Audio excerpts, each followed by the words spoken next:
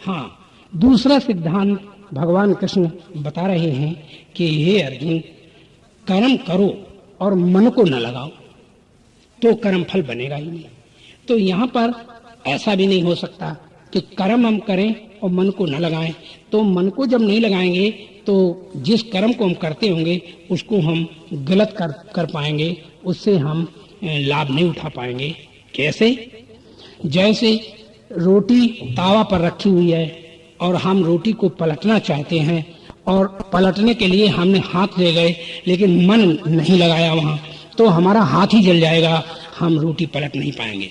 तो सबसे पहले क्रिया में मन होना आवश्यक है।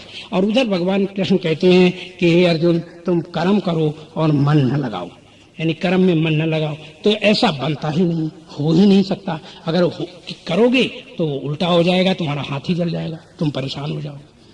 तो कर्म करें और मन न लगाएं, तो ये भी सिद्धांत गीता का फेल हो जाता है। अब फिर आगे कहते हैं कि हे अर्जुन, तीसरा सिद्धांत भी सुनो। बोले बोलो महाराज। तो भगवान कहते हैं कि अर्जुन, कर्म होते किससे हैं ये भी देख लो। तो उनका बताओ। तो भगवान कहते हैं अर्जुन, शरीर से परे इंद्रियां हैं और इंद्रियों से परे मन है और मन से परे बुद्धि है और बुद्धि से अत्यंत परे आत्मा है। तो हे अर्जुन, तुम बताओ कि तुम आत्मा हो या कि शरीर हो? तो अर्जुन कहता है, मैं तो वही हो सकता हूं कि जो चेतन और अंदर और जो जिससे सब क्रिया होती है। तो कहा और वो उससे अलग रहता है, तो मैं तो वही हूं, तो वो आत्मा हूं। तो आत्मा में कर्म नहीं होता, आत्मा कर्म नहीं करता। जैसे बिजली कर्म नहीं करती, बिजली के मोटर और बिजली के बल्ब आदि से बिजली के कर्म दिखाई देते हैं, लेकिन बिजली तो सदा सब जगह व्याप्त है, तो बिजली कर्म नहीं करती। यंत्र लगाने पर यंत्र में जो क्रिया होती है वो बिजली करवाते हुए भी बिजली अपनी जगह स्थिर है, बिजली नहीं करा रही, लेकिन फिर भी बिजली के द्वारा ही होती है, यंत्र के द्वारा नहीं। तो बिजली कोई क्रिया नहीं करती, आटा पीसती है और दुनिया भर की मशीनें चलाती है, पानी निकालती है बिजली, लेकिन पानी वो नहीं निकालती, वो तो केवल अपने आप में आप ही रहती है। परंतु वो जो अपने आप में रह करके और दूसरे को स्वचालित बना देती है। कैसे? जैसे चुंबक पत्थर अपना अलग रहकर और लोहे को खींच लेता है, लोहे को नचा देता है। जैसे थाली में सुई रखो और नीचे चुंबक को घुमाइए तो साथ साथ वो सुई नाचती है थाली में।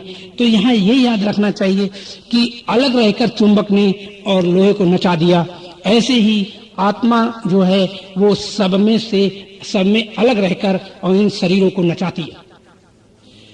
तो भगवान कृष्ण ने कहा कि अर्जुन, शरीर से परे इंद्रियां, इंद्रियों से परे मन, मन से परे बुद्धि और बुद्धि से अत्यंत परे आत्मा है।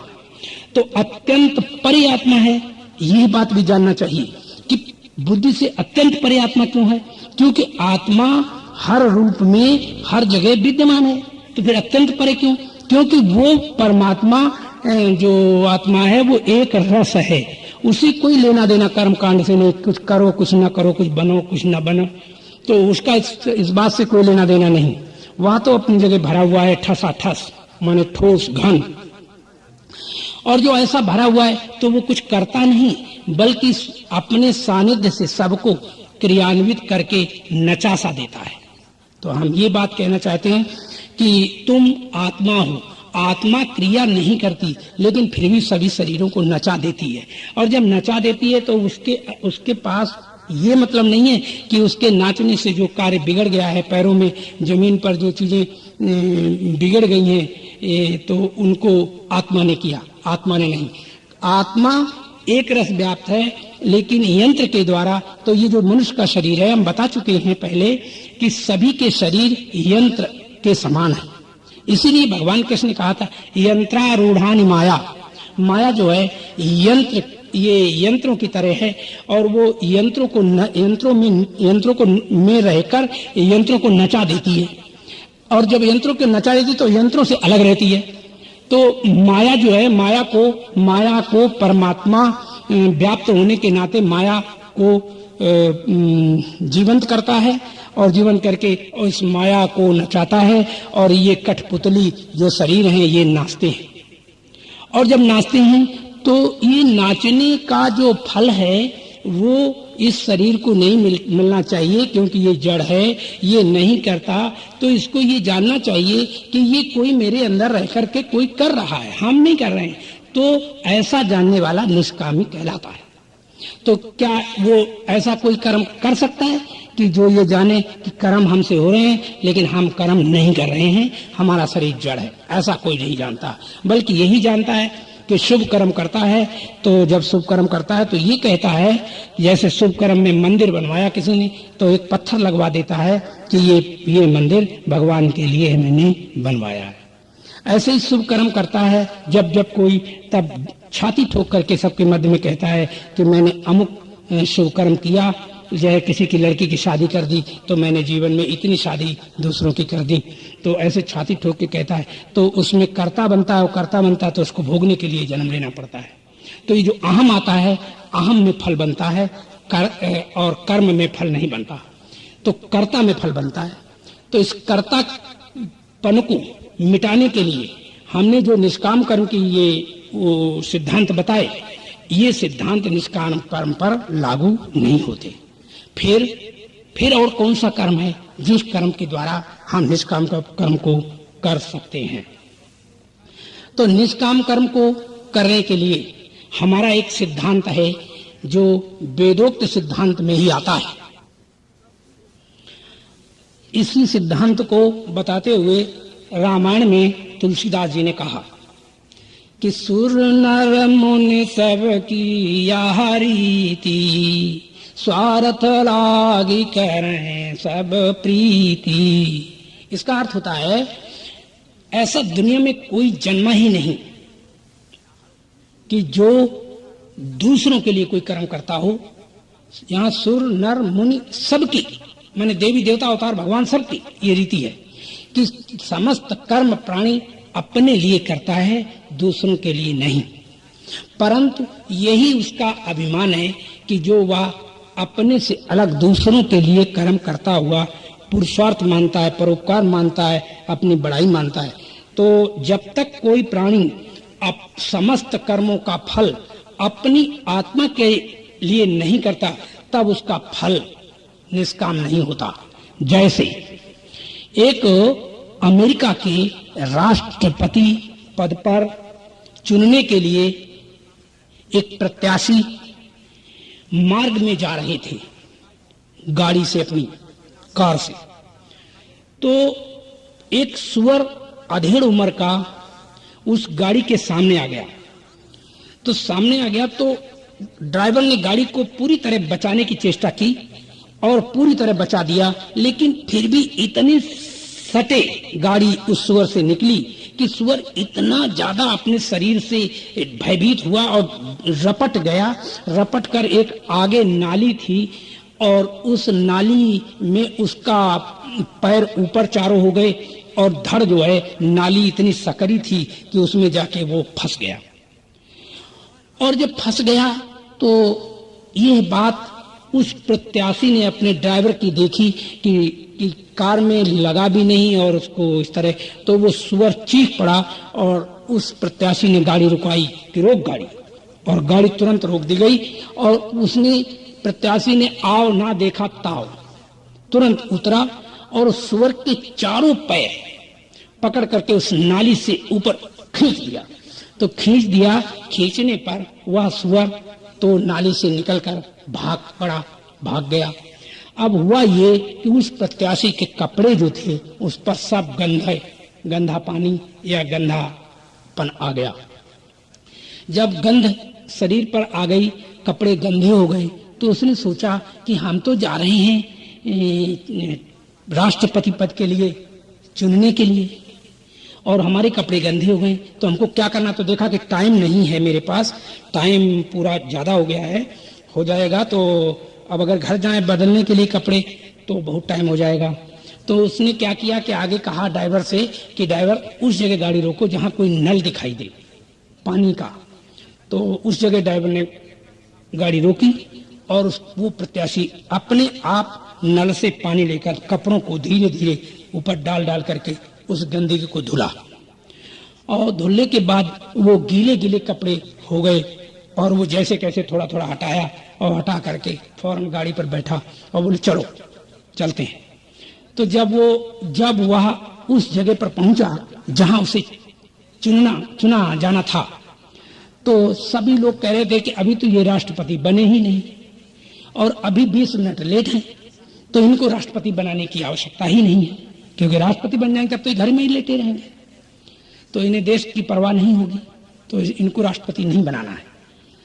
तो ये सोच रहे थे, तब तक राष्ट्रपति का जो पीए होता है या मंत्री होता है, कौन होता है जो आगे बढ़ा, सबसे पहले गाड़ी खड़ी होती ही और माइक पर गया और उसने अपने साहब की ओर से माफी जनता से मांगी और ये कह के मांगी कि बंधुओं, हमारे जो साहब को यहाँ पहुंचने में देरी हो गई है, उसके लिए हम क्षमा प्रार्थी हैं।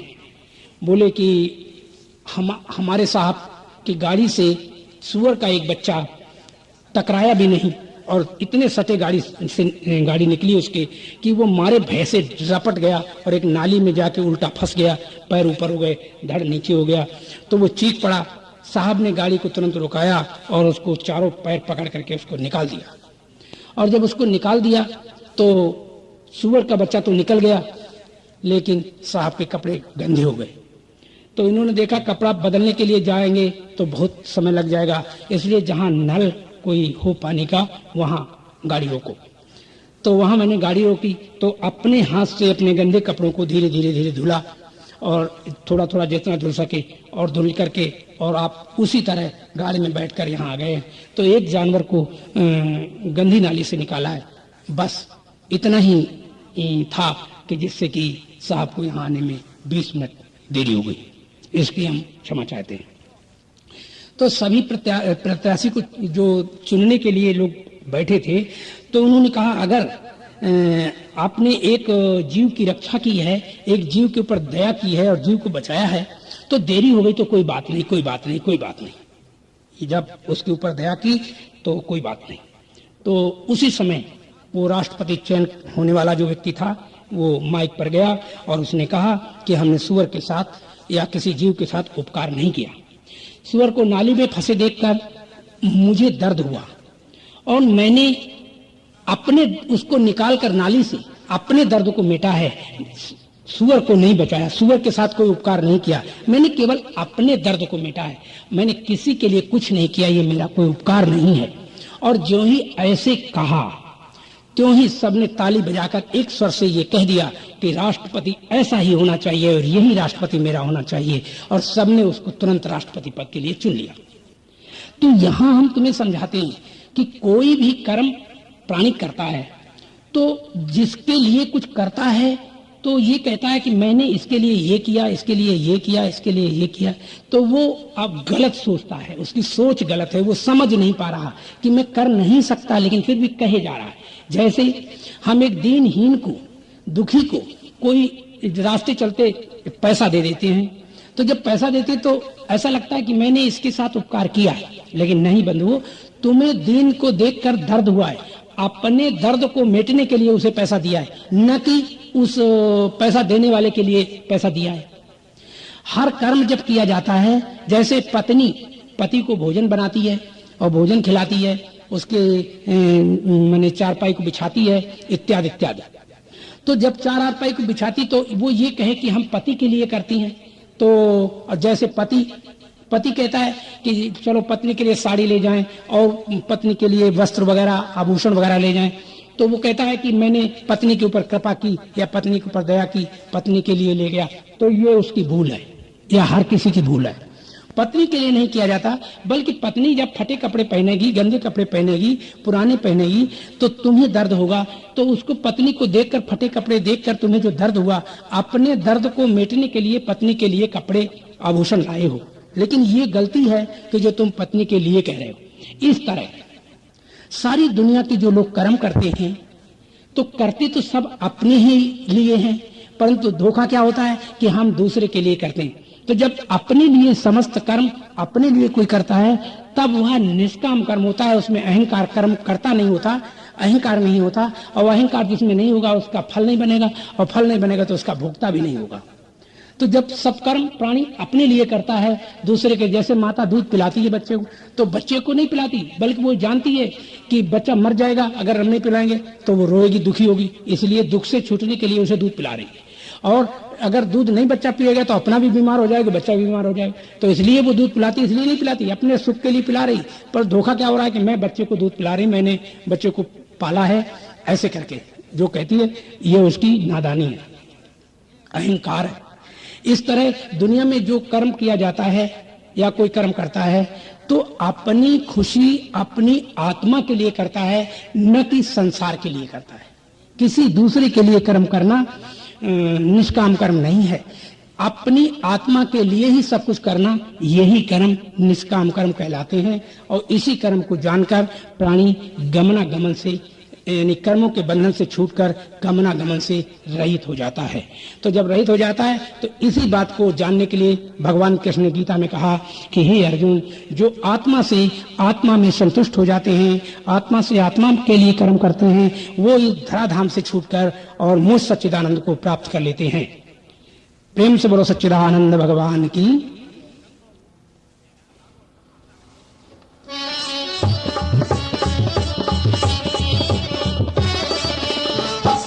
ब्रह्म है व्यापक, सब में समान है, सब में समान है। आज गुरु ने मुझको दिया ये ज्ञान है। ब्रह्म है व्यापक, सब में समान है, सब में समान है। आज गुरु ने मुझको दिया ये ज्ञान है।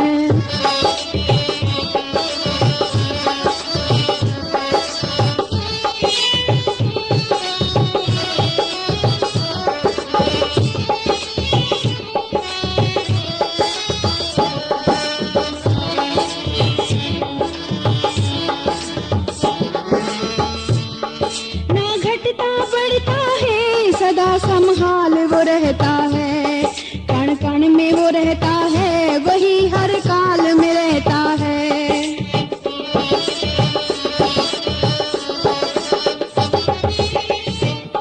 ना घटता बढ़ता है, सदा संभाल वो रहता है, कण कण में वो रहता है, वही हर काल में रहता है।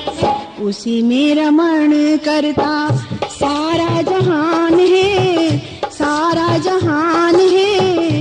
आज गुरु ने मुझको दिया ये ज्ञान है। ब्रह्म है व्यापक, सब में समान है, सब में समान है। आज गुरु ने मुझको दिया ये ज्ञान है।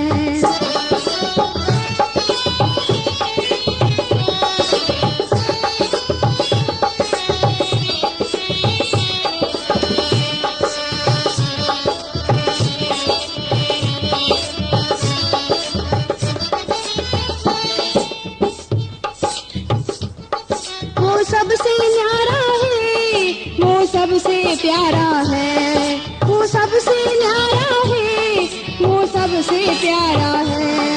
जिसे कोई ना जाने, जो सबका जाननहारा है, जिसे कोई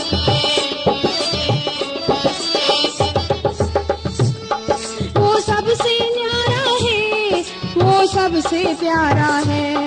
जिसे कोई ना जाने, जो सबका जाननहारा है। ऐसे तू जान उसको जैसे आसमान है, जैसे आसमान है। आज गुरु ने मुझको दिया ये ज्ञान है। ब्रह्म है व्यापक, सब में समान है, सब में समान है। आज गुरु ने मुझको दिया ये ज्ञान है।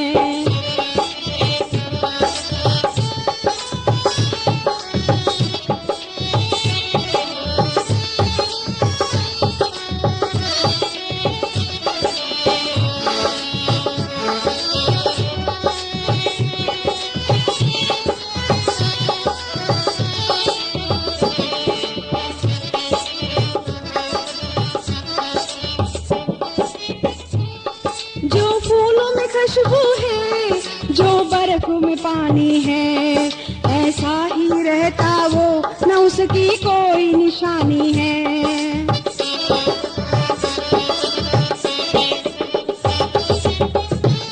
जो फूलों में खुशबू है, जो बर्फ में पानी है, ऐसा ही रहता वो न उसकी कोई निशानी है। मन बुद्धि वाणी की ना वहाँ तक उड़ान है, वहाँ तक उड़ान है। आज गुरु ने मुझको दिया ये ज्ञान है। ब्रह्म है व्यापक, सब में समान है, सब में समान है। आज गुरु ने मुझको दिया ये ज्ञान है। ब्रह्म है व्यापक, सब में समान है, सब में समान है। आज गुरु ने मुझको दिया ये ज्ञान है।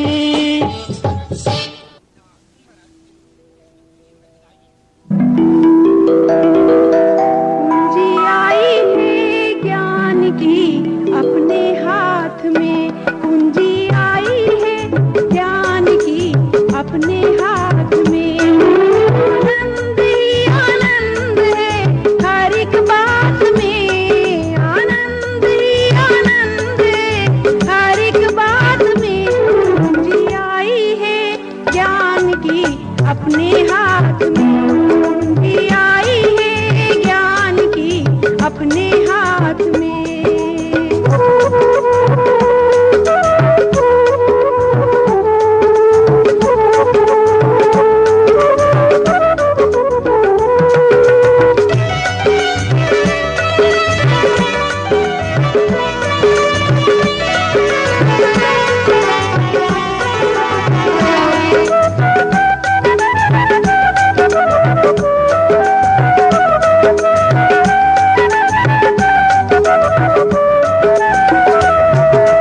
आना है ना जाना है, यही मोक्ष को पाना है।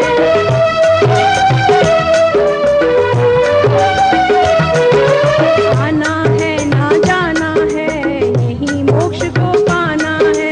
आना है ना जाना है, यही मोक्ष को पाना है। हिरकन है ये ब्रह्म की हर एक बात में। पूंजी आई है ज्ञान की अपने हाथ में, पूंजी आई है ज्ञान की अपने हाथ में।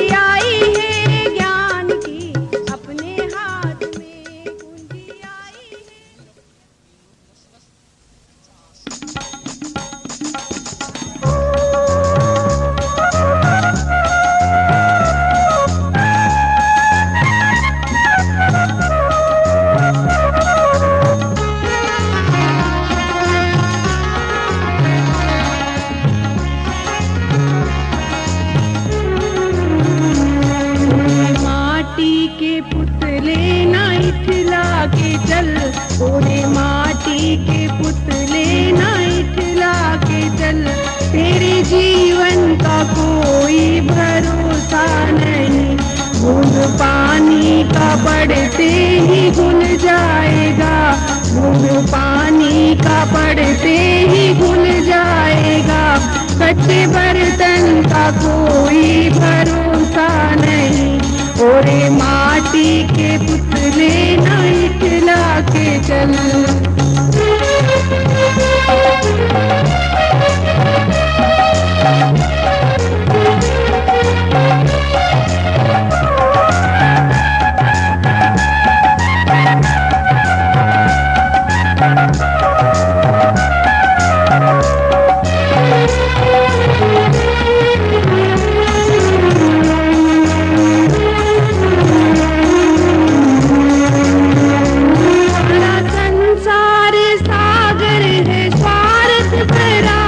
इसके लालच में हरदम दीवाना ना हो।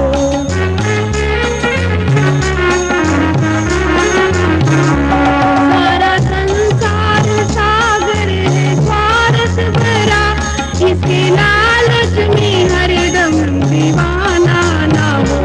गैर को गैर अपने ही देते दगा, गैर को